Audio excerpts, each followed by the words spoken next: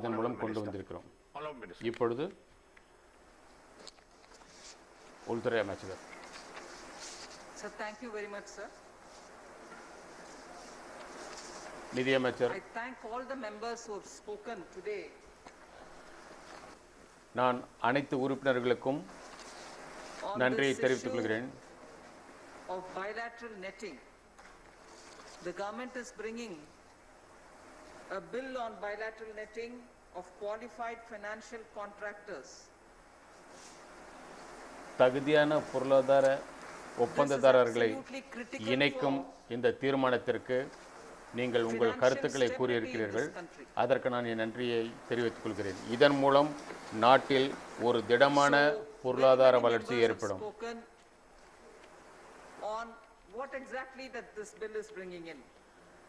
பல உறுப்பினர்கள்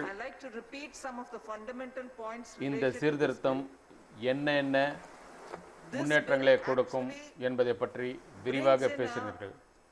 Firm legal basis for bilateral netting between two counterparties. Why only bilateral? Why not multilateral? And what exactly does this entail in the name of bilateral? I'd like to just elaborate on that for a minute, sir. Multilateral netting is already taken care of. Multilateral financial contracts, you have a clearing corporation of India, for example, acts as a mediator, and therefore it's a multilateral contract regulator, manager, and so on. The Clearing Corporation of India acts as a buyer to a seller and as a seller to a buyer, thereby minimizing counterparty default risks. And netting as opposed to grossing in the case of multilateral contracts is already available through the Payments and Settlement Systems Act of 2007, which is, and under the, also the SEBI regulations. So the SEBI regulations take care of regulating them. The Payments and Settlement Systems Act 2007 is already in place. So in a way, multilateral financial contracts have a system and a legal framework available. It is just the bilateral ones which do not have any legal firm basis. Just let us see what is the volume of bilateral financial contracts in this country, sir. An estimation which was done by the Clearing Corporation of India places the value of bilateral derivative contracts, which is non-centrally cleared. Those which are non-centrally cleared, bilateral derivative contracts are reported to be, and this is an estimate, are reported to be about 56,33,257 crores as of 2018 March. That's the volume of bilateral derivative contracts, and this is an estimate done by the Clearing Corporation of India. Clearing Corporation of India, which deals with the multilateral financial contracts, but only the bilateral ones is estimated to be 56,33,257 crores as of March 18. It is also estimated that about 40% of the total derivative transactions in India are non-centrally cleared, and the rest 60% is centrally cleared or multilateral derivatives contracts. In other words, the share of multilateral derivative contracts in total financial contracts is about 60%, and bilateral ones are 40% of the total financial contracts. So here, whilst recognizing the chunk of bilateral contracts and therefore the importance for the need for necessity for a frame legal basis is established, but I would want to underline the historical importance of this one in the sense this is an exercise which all of us are engaging in getting a legal basis for bilateral netting because of the lessons learned from the global financial crisis of 2008. The global financial crisis of 2008, as you know, then there was no COVID, but it shook the entire world. The global financial crisis of 2008 shook the entire world, even India suffered under it, and it raised a lot of questions on the role which has been played by the OTC derivatives in accentuating the crisis. So the global financial crisis had a very strong, if you can recognize, a very strong influence played by these kind of derivatives which probably were less regulated. The derivative markets can facilitate excessive and opaque risk-taking which may lead to a lot of systemic risks. As a result, three concerns emerged. The G20 countries also called for an international standard setting bodies to reform this entire derivative market. G20 நாடுகள் கூட The major இந்த reform திருத்தத்தை measures கொண்டு வர implemented வேண்டும் in என்று this regard தங்களுடைய since அறிக்கையில் after கூறியிருந்தது. the 2008 global crisis 2018 ஏற்பட்ட பிறகு ஏற்பட்ட உலக அளவிலான பொருளாதார பிரச்சனைகளை இதில் குறிப்பிடப்பட்டிருக்கிறது. wherever they are appropriate. The second one was all standardized OTC derivatives should be cleared through a central counterparties, which is what the Clearing Corporation of India is. So three lessons were learned. The first one was all standardized OTC derivatives should be traded on exchanges or on electronic platforms where appropriate. That was the first lesson we learned. The second lesson we learned was all standardized OTC இதிலிருந்து derivatives நாம் மூன்று should be பாடங்களை cleared through கற்றுக்கொள்கிறோம். central counterparty, which is the CCP, which is the Clearing Corporation for us. Third one, sir, and that is what is more important and relevant for this bill here. The third one மூன்றாவது is the பாடம்தான் non-centrally மிகவும் cleared முக்கியமான பாடம். derivatives, which is in a way the bilateral derivatives.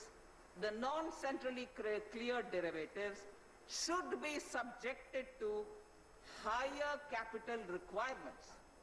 And also these derivatives should attract margin requirements.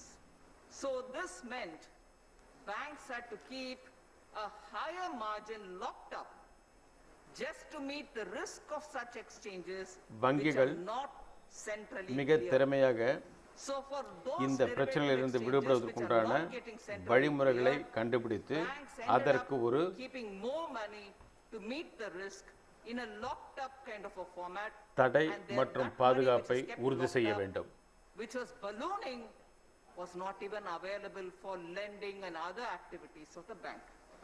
And therefore, the RBI in India on 1st September 2016 came up after due consultation with a draft regulation which was then named as Variation Margin RBI Direction, which was a draft document which was put out by the RBI for consultation. Consultations were held, but unfortunately it couldn't see the light of the day because there was no legislative backing available.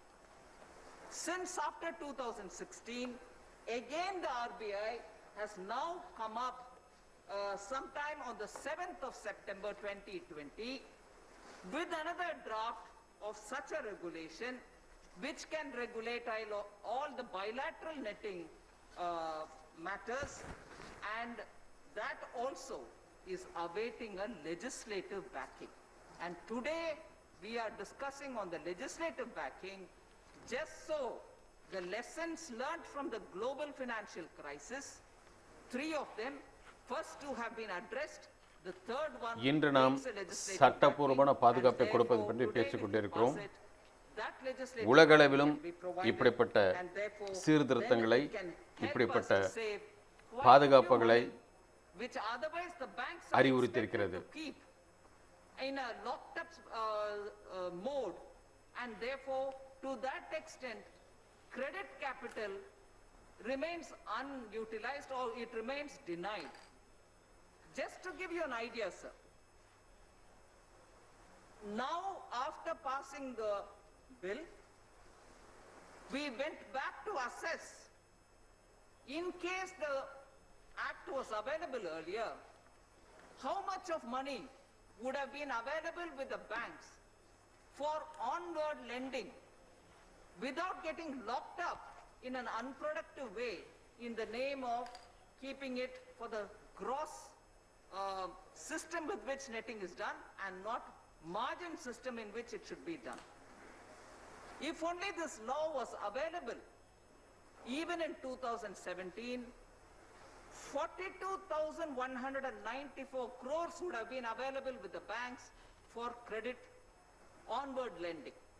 Whereas, because this act was not available, 42,194 crores were kept locked up and it wasn't available at all, which was not necessary if only the bilateral netting had happened. Instead of calculating on gross basis, if we had calculated the values in net basis, this is the kind of money banks did not have to keep locked up to face any eventual risk. Again, in 2018, if this law was available even in 2018, இந்த சட்டம் 2018லும் நடைமுறையில் இருந்தது. For credit lending. In 2019, 67,792 crores would have been available. And today, March 2020, if I take the figures, 58,308 crores are locked up because we don't have a law for bilateral netting. This figure, this set of figures that I've given you now is on the basis of the actual data collected from 31 private, public and foreign banks all put together for India. So just imagine the ballooning requirement for banks to keep aside that kind of money just because we don't have a law in this country to authorize the regulators for bilateral netting out rather than grossing out. So when two parties, if I have to very, very simply put it, sir, if two parties are engaging in a contract, one has to pay the other 100 rupees, the other had to pay 210 rupees, the end of the day only 110 rupees will have to be exchanged because this and that would be netted out. Whereas now what happens is this one keeps aside for 100 rupees and that one keeps aside for 210 rupees. End of the day, everybody is calculating risk on the basis of what they are facing rather than netting what exactly the financial market will face. And end of the day, everybody is locking more money for just facing risk. So this particular legislation that we are engaging in is so necessary for the stability of the financial market. Otherwise, banks, each one of them are locking up money. நாட்டினுடைய And that money is not திடமான available for பொருளாதார economic கட்டமைப்பிற்கு activity. இந்த End of the day, மசோதா locked up money வழிவகுக்கும். remains locked up. Economy is starved of funds. If இந்த the lesson மசோதாவின் முக்கியமான enhances நோக்கமே liquidity into the நாட்டினுடைய market. பொருளாதார And therefore கட்டமைப்பை what happens is, உறுதியாக்குவதுதான். economy gets greater lubrication to move rather than sit and wait for that locked up assets to get released. So these are the essential points, sir. I would just highlight that the benefits that the country will derive from this exercise would be, the financial sector would be இந்த greater. சீர்திருத்தத்தின் மூலமாக நாட்டிற்கு மிகப்பெரிய பொருளாதார வளர்ச்சி ஏற்படும். Second, it will reduce the price of derivative products on account of optimal utilization of all the capital which will be available, and enable banks to increase credit limits because they'll have more money now. They will have greater credit limits for counterparties and clients. Then, Honorable Member Suresh Prabhu raised this point. Corporate bond markets will get energized.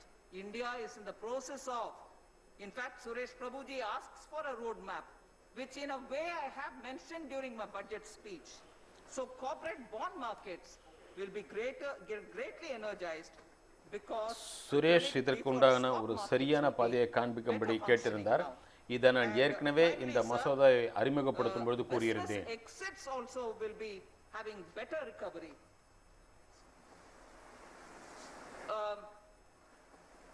Business exits will be better because improved recovery mechanisms will happen for financial contracts. To that extent, the IBC also will have a bearing in that this particular legislation will have a, to that limited extent, supersedence over the IBC itself. So there are one or two other points which I would like to highlight. This bilateral netting legislation will help us in evaluating risks far more in real-time basis, and actual risk assessment happens rather than a notional risk assessment based on the gross figures. It is the net which is important, otherwise the real value of money is locked up. So with largely these kind of benefits which are so clearly standing out, it's important for us to recognize how much of a milestone this legislation, if passed today, will have. So one or two points which are specifically raised by Suresh Prabhuji was that, will individuals be affected? Will you be micromanaging it? He is a very qualified chartered accountant and also knows quite a few things about financial market. He raised this very important point. I respect him for that. The individual is eligible for netting benefits, but however, the இதனுடைய பலன் தனிப்பட்டவர்களுக்கு கிடைக்குமா என்று சுரேஷ் கேட்டிருந்தார். அவருடைய கேள்வியை நான் வரவேற்கிறேன். ஏனென்றால் அவருக்கு முதலீடுகளை பற்றிய நல்ல ஞானம் இருக்கிறது. அதன் ஆதாரமாக அவர் இந்த கேள்வியை கேட்டார். இதில் கண்டிப்பாக தனிப்பட்டவர்களும் தனிப்பட்ட மனிதனும் இதனுடைய பலனை பெறுவதற்கான வாய்ப்பு உள்ளது.